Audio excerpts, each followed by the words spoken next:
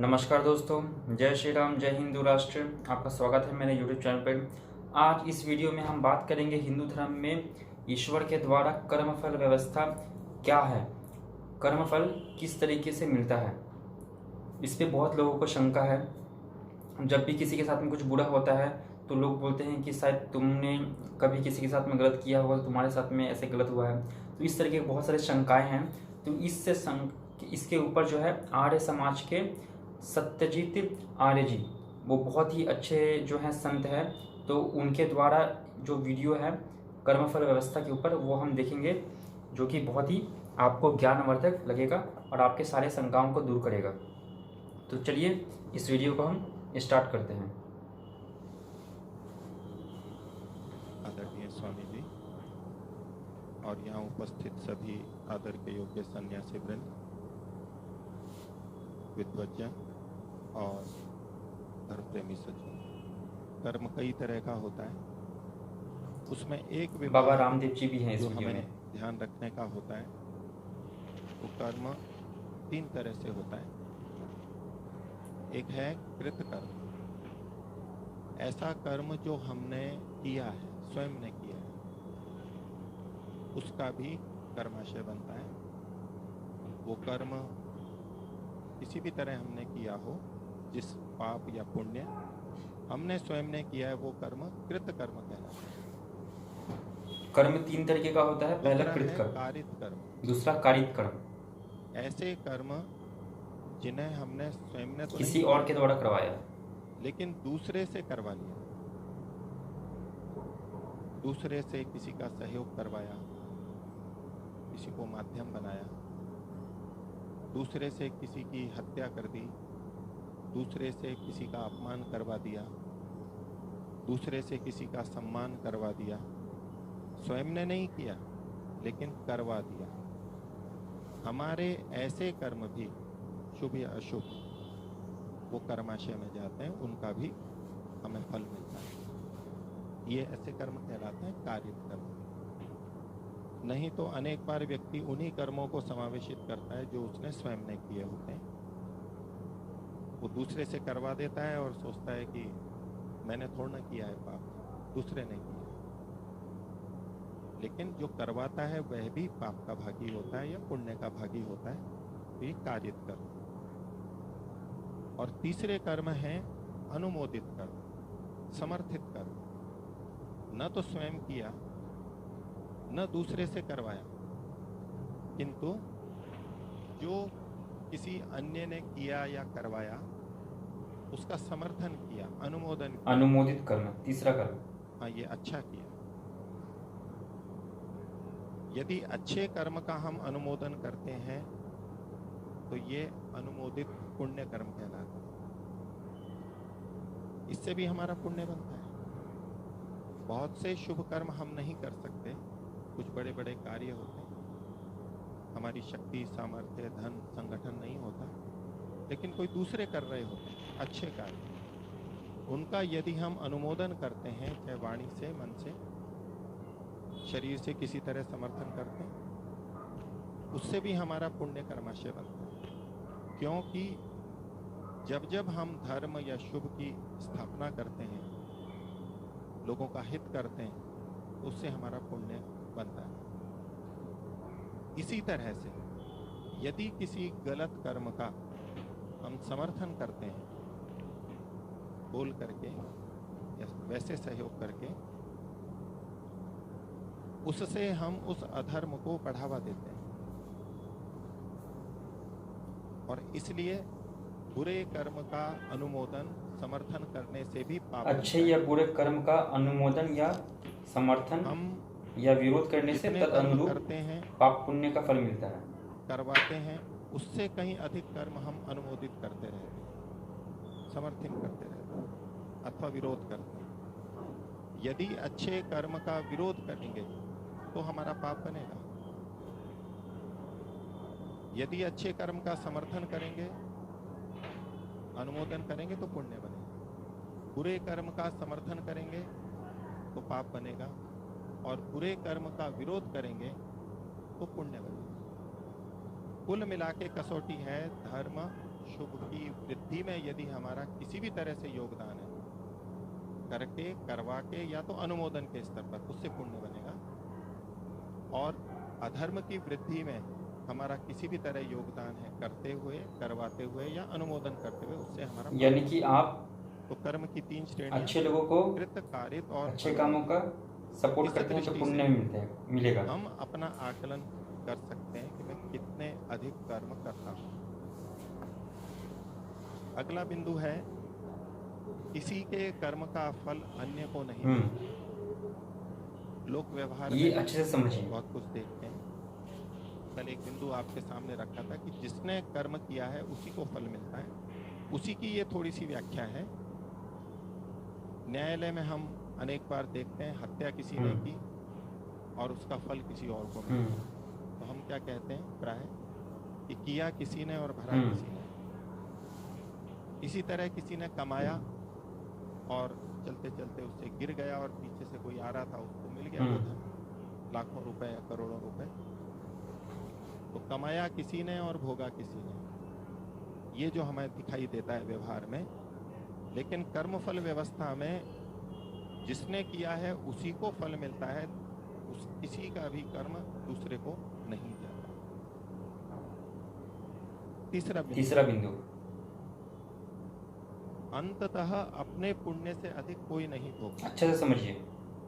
समाज के अंदर हम देखते हैं किसी व्यक्ति ने शोषण करके बहुत सा धन कमा लिया, रिश्वत लेके ले लिया, चोरी कर ली, तो कर्म तो नहीं किया लेकिन भोग बहुत दिया।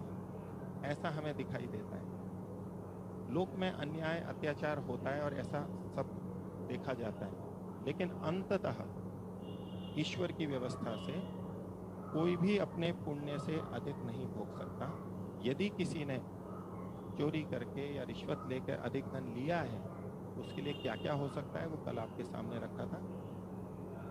पहली बात तो उसके जो पुण्य हैं पहले से वो भोगे हुए मान लिए जाएंगे और दंड तो मिलेगा ही। यदि पहले के पुण्य कर्म नहीं है तो सीधा दंड अधिक मिलेगा। लेकिन कुल मिलाकर के उसको कोई लाभ नहीं होगा। जब अन्याय से हम दूसरे का धन लेते हैं, सुविधा लेते हैं, तो अंततः उसको कोई लाभ नहीं होने वाला। जो अन्याय से कुल मिलाकर के वो अपने पुण्य से जो अन्याय से धन चोरी करता है वो अंततः शब्द पे ध्यान देंगे, ईश्वर भगवान उसके ही पुण्य को घटा देते हैं उतना उतना। अंततः किसी के साथ अन्याय नहीं होता, उसे पूरा पूरा फल मिल जाता है। समाज में हम बहुत सा कार्य करते हैं, नौकरी या समाज सेवा, और समाज के द्वारा, संस्था के द्वारा, सरकार के द्वारा उसका उचित मूल्यांकन नहीं किया जाता, उचित सहयोग नहीं मिलता, वेतन नहीं मिलता, तो हमारे मन में एक भाव रहता है कि ये तो हमें मिला ही नहीं और हम दुखी होते हैं। लेकिन दुनिया में अन्याय हो सकता है, लेकिन अंततः किसी के साथ अन्याय नहीं होता। उसने जितना भी पुण्य किया है उसका पूरा पूरा फल उसको मिलता है। ये ईश्वरीय अंततः होता है। अंततः, लेकिन ये अंततः, याद रखिए शब्द पर अंततः। अगली बात, अंततः किसी को अधिक या कम दंड नहीं मिलता। संसार में कम या अधिक दंड मिल सकता है, लेकिन उसकी क्षतिपूर्ति, उसका समायोजन बाद में ईश्वर के द्वारा हो जाता है।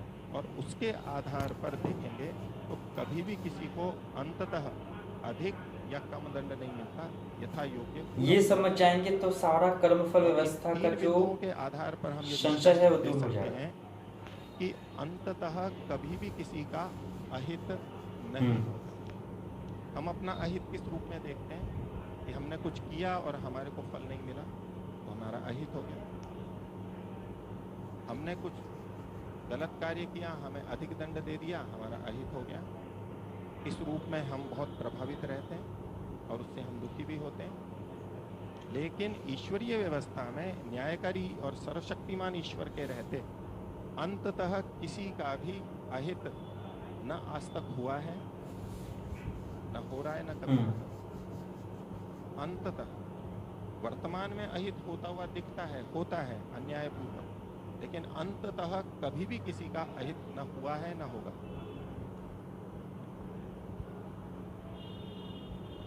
अगले जन्म में आगे जब वो भी ईश्वर की व्यवस्था होती है, वर्तमान में तो होता हुआ दिखेगा, क्योंकि कर्म की स्वतंत्रता ईश्वर कर्म की स्वतंत्रता है, बुरे लोगों को भी है, तो वो बुरे काम तो करेंगे ही करेंगे। तो प्रत्यक्ष रूप में आपको दिखाई देगा कि बुरे लोग जो है बुरे काम कर रहे हैं, उनको सजा नहीं मिल रहा और है, फल लेकिन को भोगने बाद में से मिलेगा। हमारे उतने उतने कर्म कम हो जाते हैं। जितना हम भोगते हैं उतना कर्माशय कम हो जाता है। उसके लिए लिखा, जो सुख सुविधा साधन या अवसर के मिलने पर या लेने पर उतना उतना पुण्य कर्माशय हमारा कम हो जाता है। एक व्यवस्था हमारे समाज में चलती है कि हमने विद्यालय में प्रवेश लिया, कुछ रुपए दिए, उसके लिए हमारा भोजन की व्यवस्था है, बिजली पानी की, रहने की व्यवस्था है, एक वो खर्चे का हिसाब चलता है। हम घर पे हैं तो बिजली का मीटर चल रहा है, वहाँ एक व्यवस्था है, पानी का मीटर चल रहा है या गैस का मीटर चल रहा है, उसकी जितना हम खर्च करते हैं उतना वहाँ पर चढ़ जाता है, उतना हमें धन देना पड़ता है। ये तो यहाँ की लौकिक कुछ व्यवस्थाएं हैं, लेकिन ईश्वरीय दृष्टि से भी इन सब चीज़ों में ऐसी ही व्यवस्था होगी कि हमने कितना भोजन लिया है। एक हॉस्टल के लिए मान लीजिए 1000 या 2000 भोजन का शुल्क है, यहाँ तो हमने दे दिया, लेकिन एक व्यक्ति 2 ही रोटी खाता है या 4 रोटी खाता है, चबा चबा के खाता है, उसी से ही वो अपना पूरा पोषण ले लेता है। और एक व्यक्ति 8 रोटी खाता है, 10 रोटी खाता है और बिना चबाए खाता है और वैसे ही खूब खा लेता है। दोनों ये क्या सोचते हैं कि हमने शुल्क दे दिया है 2000 रुपये, जितना भी है महीने का, और उसी के अंतर्गत हम ले रहे हैं। लौकिक व्यवहार में तो वहाँ कोई भेद नहीं होगा, भरपेट खाने की बात है, किंतु ईश्वरीय दृष्टि से हम जितना भोग करते हैं उतना उतना कर्माशय घटता जाएगा हमारा पुण्य। हम यदि 3 रोटी में काम चला लेते हैं तो उतना ही लगेगा, 4 में लगाते हैं तो उतना घटेगा। जितना भोगते हैं, वस्त्र, जितने वस्त्रों का हम उपभोग करते हैं, हमने अपने लिए लिए हैं, उतना उतना पुण्य कर्माशय उसका घटेगा। जितना जल हम काम में लेते हैं, 10 बाल्टी से भी नहा सकते हैं, 5 बाल्टी से भी नहा सकते हैं और 2 बाल्टी से भी नहा सकते हैं। अब आश्रम में तो कोई बिल लिया नहीं जाता शिविरार्थियों से या गुरुकुल के ब्रह्मचारियों से, तो निःशुल्क व्यवस्था है। निःशुल्क भले ही हो, लेकिन ईश्वरीय दृष्टि से सबके अपने अपने खाते चल रहे हैं। कोई भी व्यक्ति किसी दूसरे का कभी भी भोग नहीं सकता है, सबके अपने अपने खाते चल रहे हैं। हमें भले ही दिखाई दे रहा है कि निःशुल्क है, और कहीं निःशुल्क भोजन होता है तो हम चले जाते हैं और अधिक भी खाते हैं वहाँ पर कि आज तो निःशुल्क है, शाम को घर पे नहीं बनाना पड़ेगा। जो खिला रहा है उसका तो पुण्य बन गया, हमारा क्या हुआ है? हमने अपने कर्माशय में से ही खाया, उसका पुण्य बना। हमने जितना भोगा उतना हमारा कर्माशय कम होगा, जितना भी हम भोग रहे हैं। जितनी बिजली हम जला रहे हैं, हम सो गए और बिजली चला के छोड़ रखी है हमने। बिजली का शुल्क विद्यालय का हमने दे रखा है, लेकिन हम पूरी बिजली जला के छोड़ रहे हैं। हमने उपभोग किया है उसका भुगतान करना पड़ेगा। हम बिजली खुली छोड़ करके बाहर निकल गए, 1 घंटे बाहर घूमते रहे और अंदर बिजली चलती रही, यज्ञ में आ गए, कक्षा में आ गए। जितना जितना हम इनका उपयोग करते हैं उतना उतना हमारा ही कर्माशय होता है। किसी आश्रम या विद्यालय का तो जो होता है वो एक लौकिक व्यवस्था है। मूल सिद्धांत क्या है? हम जितना भी भोगते हैं, जो भी व्यक्ति जितना भी भोगता है, उसका अपना अपना कर्माशय उतना उतना क्षीण होता है। यानी कि आप दूसरे का खाएंगे तो आपका ही पुण्य घटेगा। दोनों। इसी तरह से ज्ञान भी एक फल है। ज्ञान भी हमें जो मिलता है, जैसे धन मिलता है, पानी मिलता है, ऐसे ही ज्ञान भी मिलता है। लेना, दूसरों से हमें लेना, हमें ज्ञान लेने का अवसर मिला है, तो ज्ञान ले रहे हैं तो उसका भी हमारा कर्माशय घटेगा। क्योंकि जब हम ये कहते हैं कि बड़े पुण्य से हमें वैदिक संस्कृति मिली है, विद्वानों का संग मिला है, पुण्य से मानव शरीर मिला है, तो जब पुण्य भारत में जन्म मिला है, उसको लेंगे तो पुण्य हिंदू परिवार में जन्म मिला है, ये सब भी पुण्य के कारण ही मिला है दोस्तों। घटेगा। लेकिन लेकिन जैसे दुकान से हम सामान खरीदते हैं तो हमेशा जेब खाली होती ही है, लेकिन दुख तो नहीं होता हमें, क्योंकि उसकी जगह हमने कुछ लिया है। लेकिन उसको ला करके रख लिया किसी ने, ऐसे इकट्ठा करता रहा, फिर पुराना हो गया और फिर फेंक दिया, खराब हो गया, वो कीड़े लग गए, चींटियाँ लग गई। यदि हम धन दे के वस्तु ले लेंगे और उसका उपयोग नहीं करेंगे तो घाटे की बात है। यदि हमने वस्तु खरीदी, पैसा दिया और आके उसका सेवन किया, भोजन ले लिया और उससे हमने दिन में काम किया, मेहनत की, लाभ हो गया। तो वहाँ घाटा होते हुए भी, पैसा जाते हुए भी हम घाटे में नहीं रहे। हाँ, जिसने उपयोग नहीं किया उसका अवश्य घाटा है। तो पुण्य तो घटेगा, लेकिन यदि उसका हमने उपयोग कर लिया तो घाटा नहीं। एक छोटा व्यापारी थोक यानी व्यापारी कि के पास में गया, जिनका जन्म भारत में हुआ है, हिंदू परिवार में हुआ है, अपने पास रख लिया या फिर भारत में हुआ है, बहुत पुण्य से हुआ है।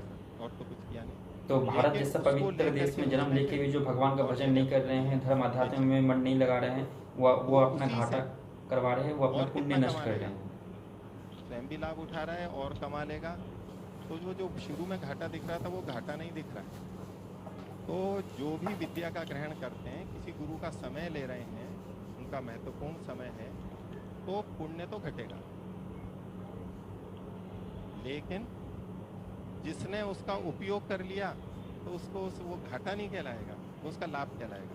घाटा उनको होता है जो केवल सुनते तो रहते हैं, आ तो जाते हैं, लेकिन लाभ नहीं उठाते, इधर से उधर ले जाते हैं। और जिनको ज़्यादा चिंता है, तो जैसे यहाँ पर आपका पुण्य क्षय हुआ है पढ़ते हुए और किसी का बना है, आप भी दूसरों का पुण्य क्षय कीजिए। अच्छा अच्छे अर्थों में मैं कहूँ उसको कि आप कल्याण कीजिए तो आपको पुण्य कमाने का बहुत अवसर मिलेगा। जितना पुण्य आपका ज्ञान प्राप्ति में क्षय हुआ है, उससे कई गुना पुण्य हम कमा सकते हैं। ऐसी सामर्थ्य विद्या से आ जाती है। सहस्रों लाखों गुना कितना भी कर सकते हैं, वो हमारे ऊपर निर्भर करता है। इसलिए पुण्य क्षय उनका होगा जो उसको जीवन में नहीं उतारते अथवा दूसरों तक नहीं बांटते। मूलतः तो सबका क्षय होगा, लेकिन दूसरे इससे इतना लाभ कमा लेते हैं कि वो क्षय नहीं कहलाता। इसलिए दोस्तों पुण्य कार्य इसमें करते ये भी रहना बात चाहिए। ध्यान रखने की धर्म होती है कि अनुष्ठान, धार्मिक कार्य, तपस्या, पठन किससे पाठन, ज्ञान ले रहे हैं। नाम जप आदि करते रहना चाहिए। जैसे एक चिकित्सक हो बड़ा, उसका परामर्श लेना हो तो कितने रुपए देने पड़ते हैं, और एक सामान्य चिकित्सक हो उससे सलाह लें तो कितने रुपए देने पड़ते हैं, अंतर पड़ता है। हमारी प्रवृत्ति क्या होती है, छोटा सा प्रश्न होता है, नहीं स्वामी जी से पूछिए, गुरु जी से पूछिए, पूछ सकते हैं, लेकिन ये ध्यान रखना चाहिए कि उतना ही अधिक पुण्य खर्च होता है, क्योंकि उनके समय की कीमत बहुत ज्यादा है।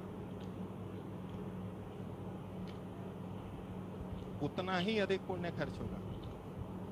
हम क्या सोचते हैं, हम इस पे ध्यान नहीं देते।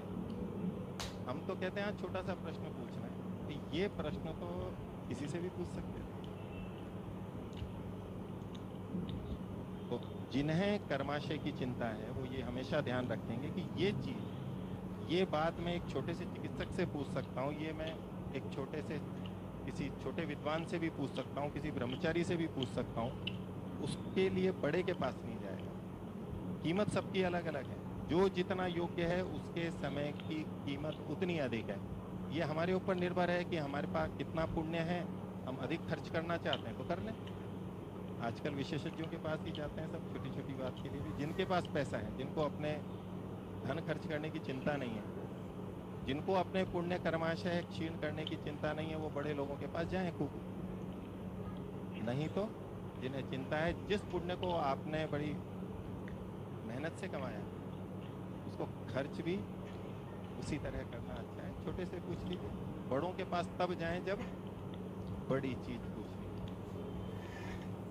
ज्ञान के अलावा सम्मान और यश, ये भी उपलब्धि होती है, ये भी फल है, इसकी भी कीमत होती है।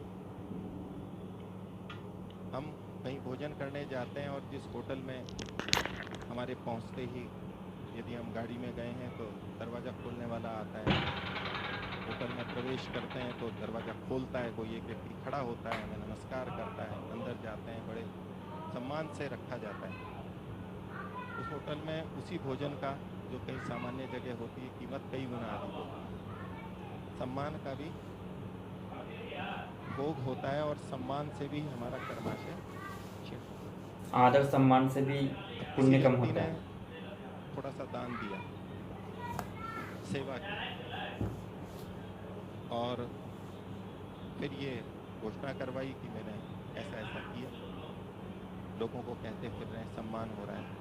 तो दिया तो 100 रुपया, इसलिए अपना पुण्य का बखान करने से पुण्य नष्ट होता और है। यश ले लिया, बहुत सारा स्वामी जी के साथ में खड़े होना है, चित्र लेना है, ताकि लोगों को दिखाएंगे। तो ये घाटे का सौदा होगा स्वामी जी के साथ चित्र खिंचवाना है, या लाभ का सौदा होगा? घाटे का सौदा होगा। हाँ, अगर इतना पुण्य कमा लिया है, इतनी सेवा कर दी है, इतना दान दे दिया है, तब तो वो घाटा सहने की सामर्थ्य हमारी रहती है।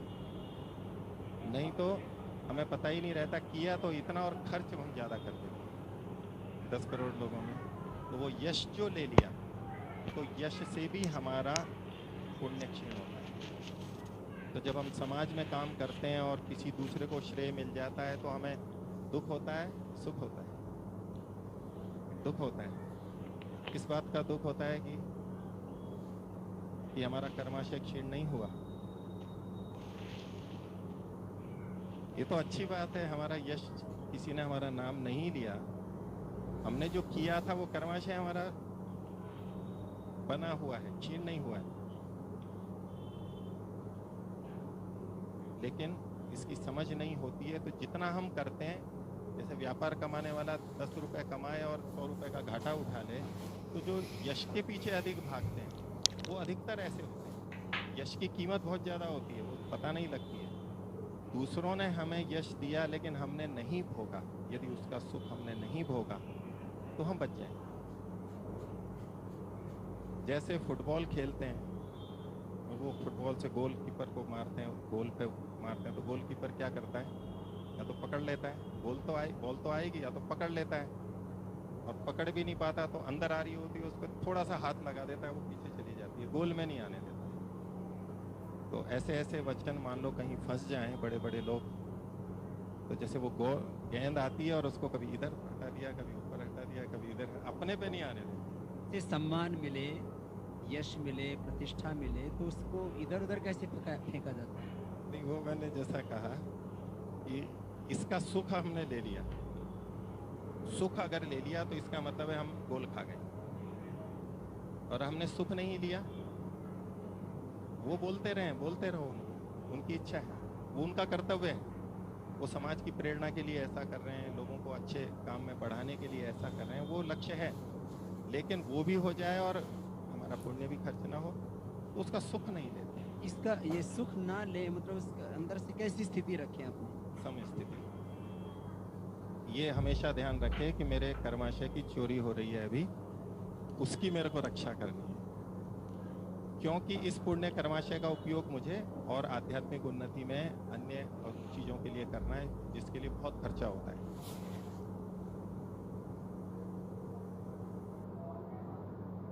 तो ये रहा दोस्तों, बहुत ही अच्छा वीडियो था। तो ये आर्य समाज के आचार्य सत्यजीत आर्य जी थे। तो उन्होंने कर्मफल व्यवस्था के बारे में बहुत ही अच्छा ज्ञान दिया। तो ये सब चीज़ जो है आप इनके चैनल पर भी विज़िट कर सकते हैं। आर्ष न्यास जो है चैनल है, और इनका नाम है आचार्य सत्यजीत आर्य जी।